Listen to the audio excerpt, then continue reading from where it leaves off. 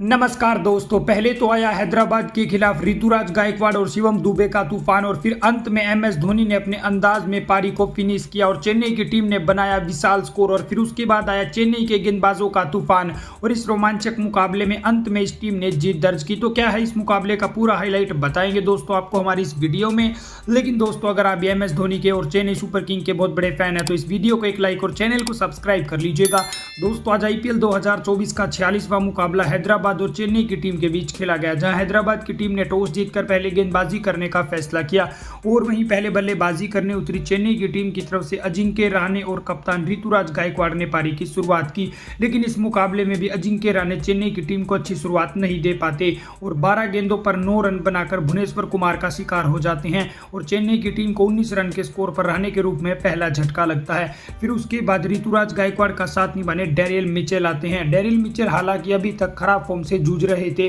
लेकिन इस मुकाबले में इन दोनों बल्लेबाजों ने शानदार पार्टनरशिप करके चेन्नई की टीम को पहले तो 50 रनों के पार पहुंचाया और दोनों ही बल्लेबाज फिर उसके बाद शानदार बल्लेबाजी करते और धीरे धीरे ऋतुराज गायकवाड़ अपने अर्धशतक के करीब भी पहुंच चुके थे और चेन्नई की टीम लगभग 100 रनों का आंकड़ा भी छूने वाली थी। तभी ऋतुराज गायकवाड़ शानदार चौका लगाकर अपना अर्धशतक पूरा करते हैं और दूसरे छोर पर डेरियल मिचेल भी शानदार बल्लेबाजी कर रहे थे और इन दोनों के बीच लगभग 100 रनों की पार्टनरशिप भी पूरी हो चुकी थी और डेरियल मिचेल भी इस मुकाबले में शानदार अर्धशतक जड़ते हैं और चेन्नई की टीम को ये दोनों बल्लेबाज 120 रनों के पार पहुंचाते हैं। लेकिन तभी डेरियल मिचेल 32 गेंदों पर 52 रनों की पारी खेलकर आउट हो जाते हैं और 126 रन के स्कोर पर चेन्नई की टीम को दूसरा झटका लगता है। दूसरे छोर पर गायकवाड़ अच्छी बल्लेबाजी कर रहे थे और उनका साथ निभाने आते हैं शिवम दुबे और शिवम दुबे तो आप सभी जानते हैं कि पहली ही गेंद से चौके छक्कों में डील करते हैं और इस मुकाबले में भी इन दोनों बल्लेबाजों ने चौके छक्कों की बरसात कर डाली। शिवम दुबे ने तो आखिरी के ओवरों में शानदार छक्के लगाए और केवल 20 गेंदों पर 39 रनों की नाबाद पारी खेली।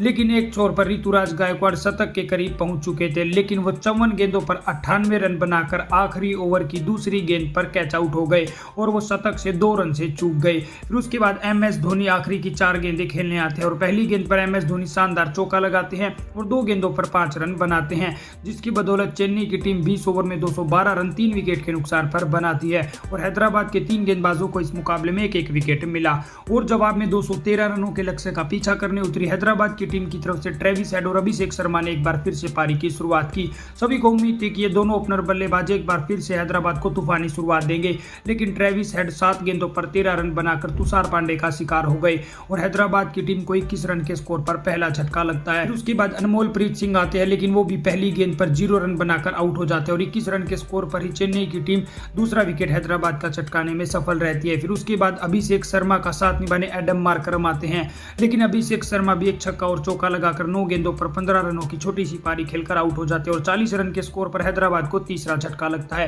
फिर उसके बाद मार्करम का साथ निभाने नीतीश रेड्डी आते हैं और ये दोनों बल्लेबाज धीरे धीरे पारी को आगे बढ़ाते हैं और 50 रनों के पार हैदराबाद की टीम को पहुंचाते हैं। हालांकि नीतीश रेड्डी काफी शानदार बल्लेबाजी नहीं कर पा रहे थे क्योंकि उन्होंने केवल 15 गेंदों पर 15 रन बनाए और जडेजा का शिकार हो गए। 72 रन के स्कोर पर नीतीश रेड्डी के रूप में हैदराबाद को चौथा झटका लगता है। फिर उसके बाद एडम मार्करम का साथ निभाने क्लासन आते हैं, लेकिन एक छोर पर एडम मार्करम भी काफी जूझ रहे थे। वो भी पथिराना की शानदार यॉर्कर गेंद पर बोल्ड हो गए और 26 गेंदों पर 32 रनों की छोटी सी पारी खेली और 85 रन के स्कोर पर हैदराबाद को 5वां झटका लगता है। आज क्लासन भी शानदार फॉर्म में नजर नहीं आ रहे थे और उनका साथ निभाने अब्दुल समाद आते हैं और ये दोनों बल्लेबाज इतनी धीमी बल्लेबाजी कर रहे थे और 100 के स्ट्राइक रेट से भी ये बल्लेबाज नहीं खेल पा रहे थे क्योंकि क्लासन ने केवल 21 गेंदों पर 20 रन की पारी खेली और महेश पथिराना का शिकार हो गए। हैदराबाद की टीम को क्लासन के रूप में 117 रन के स्कोर पर छठा झटका लगा। फिर उसके बाद पूरी तरह से हैदराबाद की टीम लड़खड़ा गई। अब्दुल समाद 18 गेंदों पर 19 रन बनाकर आउट हो गए। शहबाज अहमद 7 रन बनाकर आउट हुए। पैट कमिंस भी 7 गेंदों पर 5 रन बनाकर आउट हो गए। फिर उसके बाद जयदेव उनादकट को 1 रन के स्कोर पर मुस्तफिजुर ने आउट करके